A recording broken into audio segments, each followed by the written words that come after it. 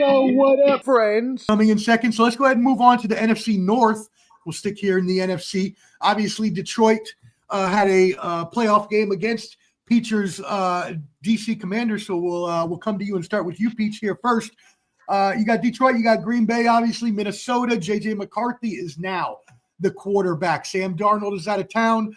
Seems like he has a pretty good rapport in the preseason with Justin Jefferson. They get fan favorite Adam Thielen back, trading for him a couple days ago. Obviously, you got, as I mentioned, Jake's Green Bay Packers. He likes them, and then the Chicago Bears bringing up the rear with Caleb Williams. So, what do you feel about that, Peach? We'll go around the horn. I still think Detroit's going to win that division, and I know the hype with Green Bay. They could. And what does scare me about Detroit is the new coordinators. You know what I mean? You never know with that. But I just think their defense is healthy again, and they're still going to roll. They're still going to win that division. Green Bay second place, and then I actually think the Vikings are going to fall off the cliff, and I think the Bears are going to take third place in that division. Wow. We'll see. Okay. That's one of my big predictions this year. The Bears are going to play a lot better this year. Interesting. Anyone have any differences there? I have the exact thing, but I have Green Bay and Detroit flipped. I still have both of those teams in the playoffs. So you have Green Bay as the I had Green Bay even before they traded for Micah. I had them. Wow, that's smart. I had them that's at exactly how you're supposed to have it. Although I am cautious about Micah now because of his back injury. Supposedly he has to get an epidural before the game starts, which. As somebody who's going through that kind of back injury right now, personally, it is not fun. It is not fun you might get traded. Yeah. So, well, he's going to at least have to have it for a few weeks beforehand. I am cautious about their secondary though, because I'm not sure how their secondary will play. But, well, and the slow starts too. They start off slow every year, it seems. Mm-hmm. And in that division, you need a quick start in that division. Yeah. But yeah, I got Minnesota falling off. I think Chicago will probably be about around where they were last year, maybe a little bit better. And I got both Detroit and Green Bay in the playoffs. So, all right. Professor, I'll hit my points real quick, man. I think Green Bay. I think this is the year that Jordan Love really breaks the mold, man. The guy got experience. He's been there. He got all the key best quarterback in the NFC. Okay, I ain't say that. Now. Hey, you know what I'm saying? There's a guy wearing number 1 in Philly that would have something to say about that. So, here's the thing. I think that Jordan Love, Green Bay will be 1. Detroit falls to 2. Chicago hit that 3 place. I think Minnesota going to be hurting. They should have kept. Wow, so we are having a consensus on this. They should have kept old boy. Sam Darnold. Was it Sam Darnold, right? Am I right or wrong, fellas? You're right. He took him the distance, and then you get rid of him for a guy you ain't never seen. They figure. You spent the draft capital on him. Right. I just think it's crazy that they're pushing all their chips in on JJ. Who's their backup? Carson Wentz? Like they don't have a backup plan. Right. Is Carson Wentz? Yes. Oof. Wentz gone too. Oh, that's bad. Bobby G, what you got? Maybe make a call to Atlanta later down the line. Come on, Bobby. What you got, Audible? I got the Lions taking the division, man. Man, what the hell? Yeah, the Micah trade is just it's not enough. I got questions about Green Bay's receivers. Who's going to step up and be the leader of that receiver room and be consistent? Like they have talent, like Christian Watson. He's got all the speed, but he's like stone hands from unnecessary running. You know what I mean? Like stone hands. He can't make the big catch. With Detroit, I have proven talent. I know what I'm getting from Amon. I know what I'm getting from Jameson. I know Jahmyr Gibbs had 2,000 scrimmage yards. He was the second back. He was off the bench. That's like somebody coming off the bench in the NBA scoring 30 a night. And now he's going to be your lead dog. You got questions on defense, but they've been there. They hungry, man. They're still hungry. So got to go with them. I got the Packers finishing second, also making the playoffs. I got the Vikings finishing third. I like JJ, man. Whether they can replicate what they did last season, I don't know. But I think JJ will have a solid rookie season. They picked up Thielen, so he's got their veteran presence out there. He didn't have to rely on JJ. Plus, in 3 or 4 games, you'll get Addison back. So I can see them winning 9-10 games. It wouldn't surprise me if they make the playoffs. I'm not picking them to make the playoffs. The Bears, I'm not as high as a lot of people are on. Like, what have they done to make you so high? They Right. try. They're like the person that just stacks Band-Aid on top of Band-Aid. Oh, Caleb can't do this. Let's go get somebody else. Caleb can't do that. Let's go get this person.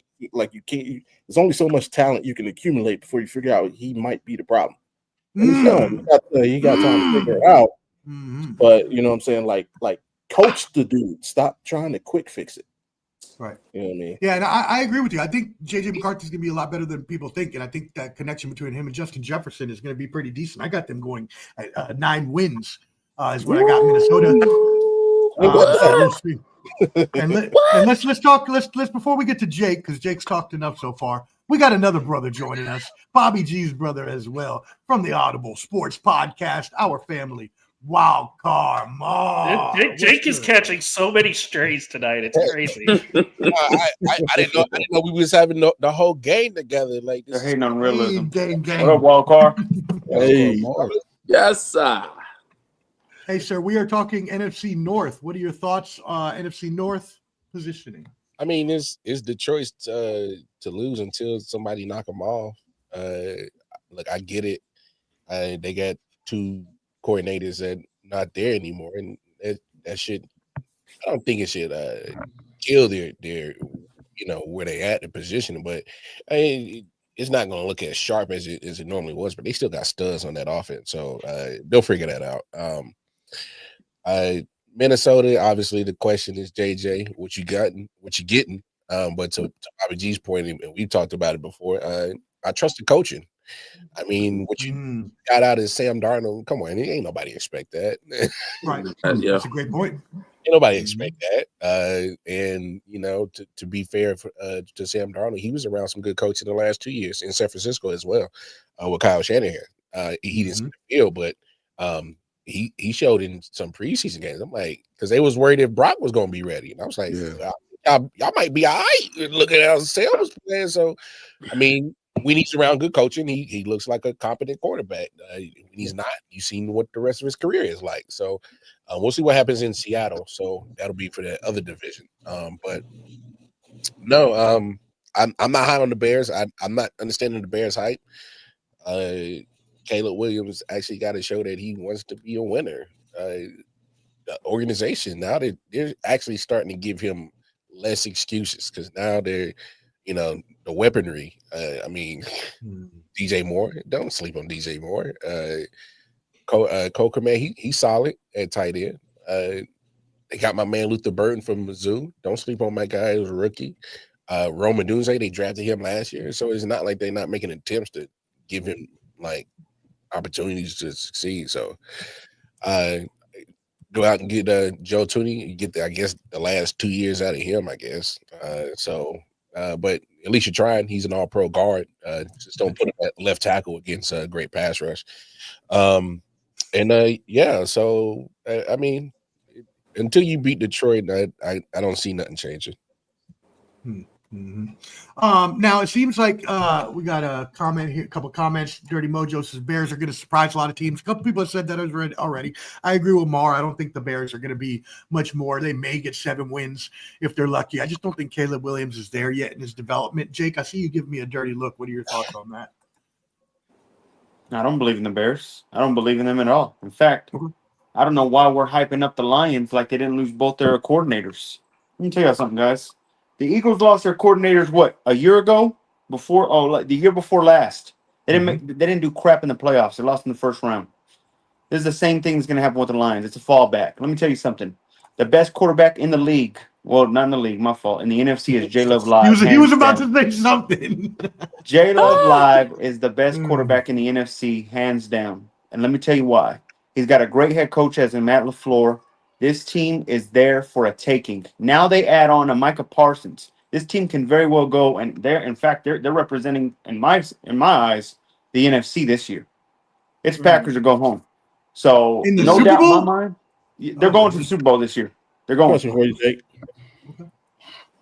You referenced the Eagles losing their coordinators, falling off.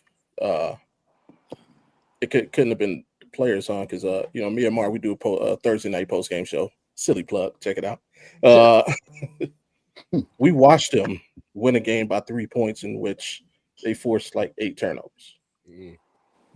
Like, but their own 5 turnovers kept the other team in the game. What does that have to do talking about the Lions?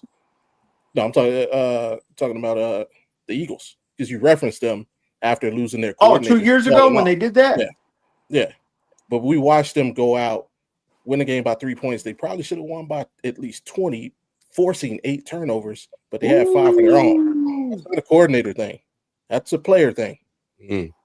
I believe. And then you also can't have your cake and eat it too, because they went out and won the Super Bowl. So, I believe also that's because they ended up getting who was that offensive coordinator that's on the Saints now? Kellen Moore. They got Kellen Moore, and it changed the. In fact, if you look at the play when they played the Chiefs, Kellen Moore practically made it easy for Jalen Hurts. They were talking about it. He halved the field against the Chiefs. He said, "Look, we know that the damn defensive coordinator for the Chiefs. We know he likes to do these wild blitzes. He calmed it down for Jalen Hurts. He says, just look at half the field. We're gonna dissect it. The year before last, they were barely winning some of those games. They lost to the Bucs in the first round. There was a difference of what happened the next year with a great offensive coordinator. I think they take a step back as well. Now, what I mean by them taking a step back because their team is elite is I don't think they can make a Super Bowl again. I believe that's why J Love Live, as long as he's healthy, Matt LaFleur is a great head coach. He just had that idiot Aaron Rodgers that whole time. Now he's got a real quarterback. This is what happens. Oh, wait. What? This is what's about to happen, guys. Packers 1. Lions 2. They fall back. I think they make the playoffs, but they are out the first round too. They're all in that come down. I'm sorry. 3 is the Bears. And I will say this. If the Bears do not make the playoffs, that's a slap in the face to Justin Fields. Because I better see you damn well. You get Big Ben Johnson and you get Caleb Williams. I agree. And you do all this to not do shit in the end and look the exact same. And Minnesota, for the love of God, please stop calling him Big Ben Johnson. Okay, please stop that. All right, are you still doing that a year later? That's so pause-worthy. Factory over there. What do you think about this? I'm not going to keep this too long. I agree with most everybody. I will say though, I see what Jake's talking about with the coordinators being gone in Detroit, but they had a lot of injuries on defense last year. I think they're still at the top of the mountain in that division. And then I do like the Packers. I'm not going to call him J-Lo Live and wild like that, but didn't he lead? Was he close to leading the league in interceptions? Like he had an interception problem last year as well. And wide receivers couldn't catch. You're in, don't worry. And you added just a rookie, so it's just like not like they didn't go nowhere. They're still there. One's hurt, got a hurt foot. So where's the wow factor coming from them? I will say though, Jacobs takes a step up. I will say though, for Minnesota, McCarthy, I got them finishing third because, like Bobby G said, I agree with him, but also add in Jordan Mason. They got a better running game with that 1-2, and they can hide him in the running game. So not going to ask him to do too much, kind of like when he was at Michigan. When it comes to Caleb, I don't think the team really likes him that well. I mean, Keenan Allen said that he wanted everybody to paint their nails in unity. He's like, get that shit out of here. So I think he's getting too, reminds me of the RG3-ish, getting too big for his britches, and where that Saucy Santana attitude is not really people ain't Saucy Santana. That's what happens. Now that's what happens when you offensive line, but we'll see. I'm just saying. See, that's what happens when you send a good player to California that turns them into something they're not. He's a DC guy, you know. Saucy Santana is crazy. Saucy Santana. I've never heard that in my life. That's true. I mean, come on, man. Subscribe on YouTube at Ball and Buds.